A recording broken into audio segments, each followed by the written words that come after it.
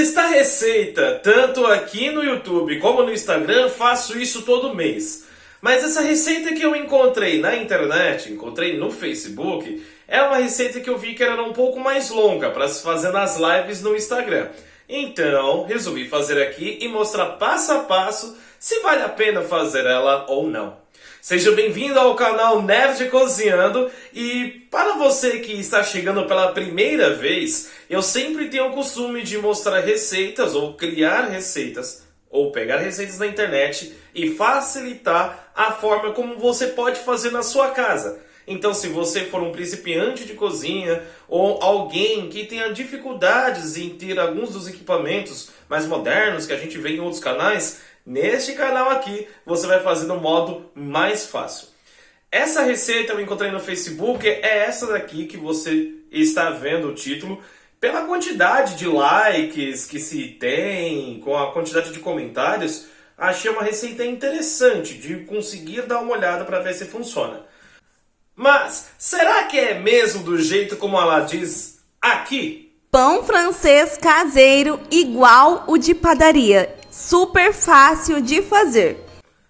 Então, a gente vai rodar a vinheta e eu te mostro exatamente como eu fiz, com alguns toques meus, e depois da receita eu te conto mais detalhes, tá bom?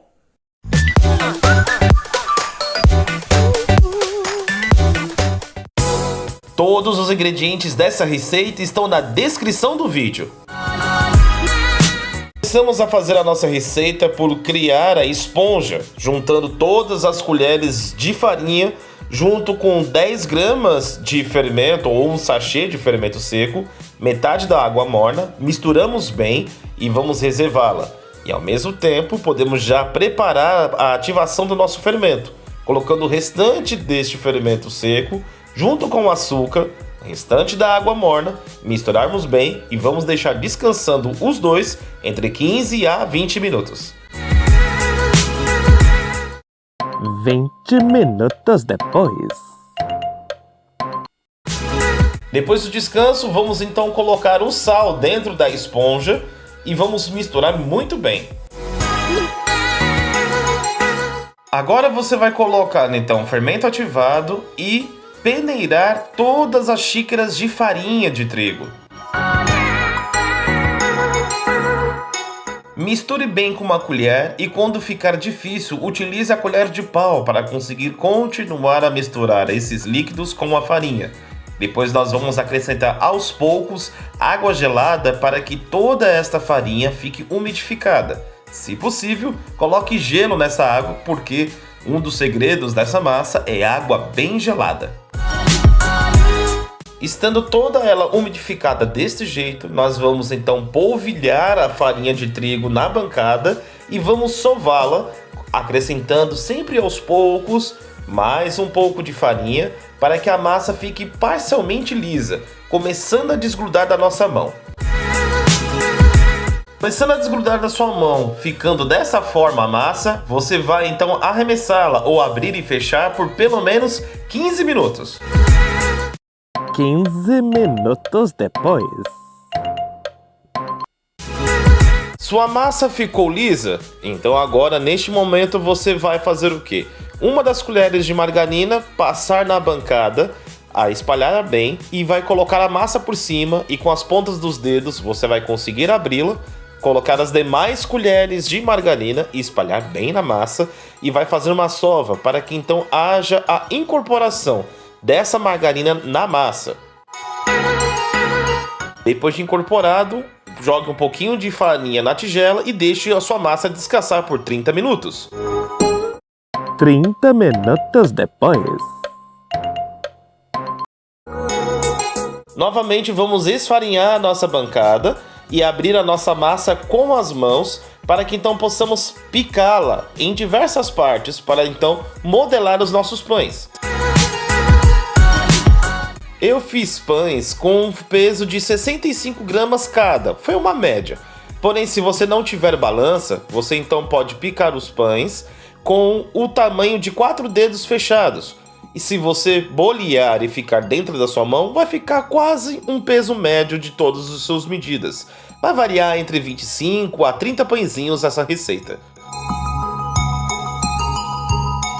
Com uma forma untada com óleo, deixe ela reservada para receber os pães. A modelagem dos pães, você então pode abrir com a ponta dos dedos e vai puxando a massa aos poucos, enrolando e pressionando ela da parte de dentro, deixando a sua dobra final na parte de baixo e espalhe na forma.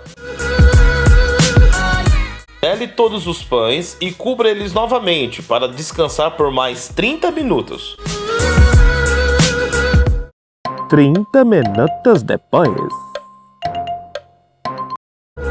10 minutos antes de acabar esse descanso, pré-aqueça seu forno a 250 graus e coloque uma forma com água dentro. Vamos agora com uma lâmina fazer então as fissuras em cima da massa e vamos também borrifar um pouco de água em cima dos pães antes de colocar para assar. Deixe ele por assar por 30 minutos ou no ponto que você deseja o seu pão. Mas vamos ver como é que fica. E feito todo o processo, olha ele aqui, o nosso pão francês. Mas tá diferente daquilo que eu mostrei, né, modelando? Sim, porque eu já vou contar uma coisa para vocês. Do pão francês, eu modelei ela um pouquinho errada do jeito como deveria. Toda vez que você for modelar um pão, mesmo abrindo com rolo ou com as mãos, você vai abri-lo do jeito que é da receita que você vê normalmente. Só que em vez de você enrolar dele de cima para baixo, do jeito que eu fiz, e deixou essas coisas lombringuentas aqui, fininhas, deixa eu achar mais outra aqui, ó, desse tamanhozinho. Não, você tem que fazer lateral, aí dá esse efeito. Antes de começar a dar as sugestões e falar da minha opinião sobre o pão francês, eu vou contar a origem dele, tá? Então, o pão francês não é uma receita da França, é algo um pouco parecido. Só para você entender e não ficar longo esse vídeo. Só para explicar para vocês de que lá para o início da Segunda Guerra Mundial, muitos dos pães, ou seja, das coisas que eram vistas na França, de famílias ricas do Brasil, olhavam lá e comentavam com seus cozinheiros aqui. Porque na virada do século XIX para o século XX, que é exatamente finalzinho dos anos 1899, virada de 1900 e aí vai, o que acontece? O pão no Brasil ela era de uma massa escura. Então ela era bem diferente desse pão que eles viam na França, o que deu princípio para o baguete francês, que é o mais comum. Então essa cópia, né, bem parecida, de acordo com o que as famílias vinham e diziam aos seus cozinheiros aqui no Brasil, eles aqui adaptaram colocando um pouco mais de açúcar e gordura e fizeram do pão francês o pão que a gente mais consome no Brasil, apesar dela não ser uma receita original da França. Agora vamos lá, vou mostrar para vocês o meio do pão. Peraí, vamos aqui abrir um. Olha só, o meio do pão. Sim, esse meio do pão ficou gostoso, ficou fofo. Essa massa, sim, eu gostei. Porém, tenho alguns detalhes para dizer a vocês de que precisaria mudar nessa receita, que não é tão condizente como diz lá na receita. E para começar a comentar sobre essa receita, olha só, peraí. Maravilhoso.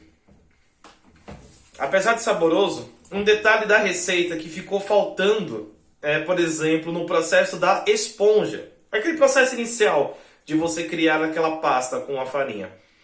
Na receita diz que é temperatura ambiente. Temperatura ambiente, ela não ativa desse jeito, demora muito mais tempo.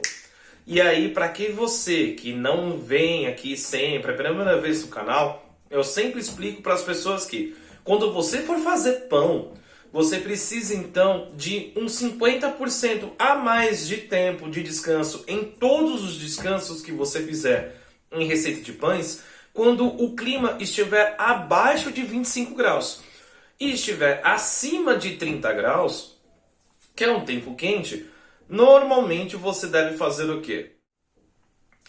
Agora que eu consegui mastigar, fica mais fácil para poder dizer. Então, acima de 30 graus você pode reduzir pelo menos uns 20% do tempo de descanso. Então, a primeira falha que se tem nessa receita, que tem na internet, é que ela deve ser feita em temperatura ambiente. Não, faça em temperatura morna a água. E você pode dividir então para as duas partes, principalmente para ativação do fermento, precisa ser água morna. Outro fator importantíssimo que não existe nessa receita, nesse vídeo, o qual eu deixo o link para vocês na descrição, para vocês assistirem na íntegra, é que não é mencionado a temperatura e tempo de forno para que então asse esse pão. Esse pão eu coloquei em 250 graus, você vai colocar essa média no seu forno. É claro, se for um forno muito novo, muito potente, pode ser que você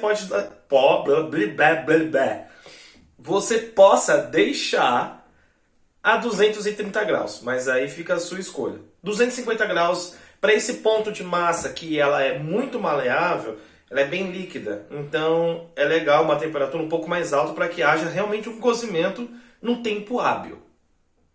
O detalhe também que acontece nessa receita, que tem na internet, que eu aconselho a você, é que sempre peneire a farinha. Isso deixando a farinha um pouco mais solta, ela tem uma possibilidade, uma probabilidade de crescimento maior e que ele fique mais fofinho. Então é legal que você peneire, mesmo que sua farinha seja recém-comprada. Outra sugestão para você que vou dizer é que você viu que eu borrifei água em cima dos pães. Então, a cada 10 minutos, se você borrifar água enquanto ele estiver assando, principalmente nesse processo desse pão, é muito importante para que então ele também dê essa umidade durante o cozimento do pão e que ele fique macio também. Outra falha que eu encontrei nessa receita, e olha que eu estou bem acostumado a fazer pães, é que você pode se decepcionar se ver esse vídeo e não estiver acostumado a fazer o pão, porque o crescimento, como você viu essas lombriguinhas de pães que eu fiz, tudo bem que eu boleei elas erradas, mas pensem de que ela não tem um crescimento de acordo com o tempo que se fala na receita original. Fala assim que em 15 minutos ela chegou a dobrar de tamanho. Não dobra. Independente do ponto de farinha e do clima, ela não vai dobrar. Por isso, falei para vocês de que um mínimo deixem 30 minutos para poder descansar. E é claro, se o tempo estiver frio, aumente para no mínimo 45 minutos. Se o tempo estiver quente, um pouco antes de 30 minutos estará o ideal para vocês então deixarem crescer. E isso não só no último descanso. Deixem em todos os descansos essa equivalência de tempo. Gostou do teste desse pão? Gostou dessa receita? Olha, eu fico muito feliz de você ter assistido até agora. Então, você vai colocar agora, se você chegou até aqui, hashtag teste aceito. E aí eu quero ver então você colocar aqui nos comentários. Quero que você então compartilhe com os seus amigos, guarde para você fazer essa receita. Marque o meu arroba nas redes sociais se você fizer essa receita. E muito obrigado por ter assistido até aqui. Fiquem com Deus. Tenham uma ótima semana. Até para vocês que estão chegando agora pela primeira vez, a gente tem a meta de chegar a 500 inscritos. Nós já estamos um pouco mais da metade disso e eu agradeço muito o apoio de vocês. Novamente, fiquem com Deus, boa semana e tchau!